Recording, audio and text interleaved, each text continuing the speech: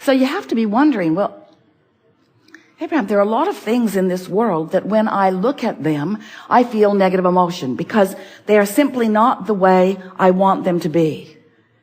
And we acknowledge you came to explore and to personally decide what your preferences are. You've chosen this diverse universe. You've chosen this diverse, specific planet upon which you are co-creating. Because in your diversity, there is the opportunity for each of you to come to your own personal conclusions. And once you do, the power of the universe, the power of source energy, the power of alignment will back you up and assist you in the achieving of that. But so often you have split energy about it because you've long ago come to the conclusion of what you want, but you keep picking away at the reasons about why you want it. I want it because that isn't good, and I want it because that isn't fair, and I want it because that doesn't feel good, and I want it because I don't like that. And we say, if you could just leave the I don't want part of it out of the equation sooner, then you would align with what you want, and you would come into vibrational alignment with the power of the universe. If you've been listening to us for a while, and you have, you've heard us offer many different examples in order to help you to get a sense of this vibrational beingness that is all of us. We explained to you that as you sift through this contrast in your human form, that in your observation of what's going on around you, in your focus, in your imagining, in your attention, in your focus is the best word. In your focus, you are emanating vibrational rockets, and they precede you. Knowing what you don't want causes you to send off a rocket of desire of what you do want. And then we explain to you that law of attraction gathers those preferred rockets and holds them in a vibrational holding pattern, really eternally for you, there as a beacon for you to tune yourself into. So this vortex that we've been talking about, some find it difficult to get their thoughts around something that they can't see. It's really the only problem that you have with your physicalness. You are so good at translating vibration into the physical equivalent through what you see and hear and smell and taste and touch, that you want everything to be tangible. You want manifestation to show itself to you right away.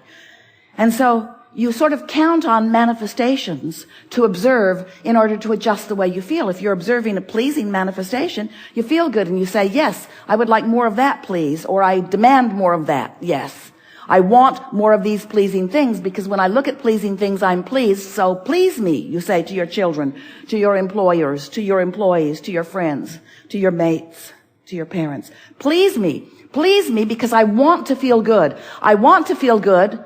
You don't really realize that the reason you do feel good is because you're in complete alignment with all that you really are. And when you're in complete alignment with all that you really are, you're being all that you really are. You don't know that that's why you want to feel good. I want to feel good. I want to feel good. So please me because I want to feel good. And we say, that is so backwards. It doesn't even work that way at all. You must decide that you want to feel good and develop the self-discipline to look in the direction of what does feel good, whether it's past, present, or future. Focus upon what feels good, which means focus upon what's in your vortex, which means focus upon your inner being who stands in vibrational alignment with all that you have become. And when you focus in vibrational alignment with all that you have become, then what happens is you send out a singular vibration, not a mixed bag, know what I want, know what I don't want, a singular, steady signal. And in today's terminology, recently, if you've been listening to us in the last few weeks, we are calling that vibrational alignment, that basis of who you are. It's your vibrational grid. It's the vibrational framework that you were born with. It's this vibrational grid that when you line up with it, when you come into alignment with who you really are, your point of attraction is so powerful that anything that isn't in sync with it just bounces right off of it, bounces right off of it, bounces right off of it. And the good life, the path of least resistance, becomes what you're living. Now, sometimes you say, oh, path of least resistance sounds pretty lazy. And we say, those of you who have been attempting to apply the processes that we've been offering over all of these years would not call it a lazy effort, would you? Because it takes some focus. It's not easy to be in this world with all of these opinions and all of these processes and all of these patterns of life and all of these manifestations, some of which you like and some of which you don't like. It's not an easy thing to be in this interconnected world, and it's more interconnected today than it has ever been.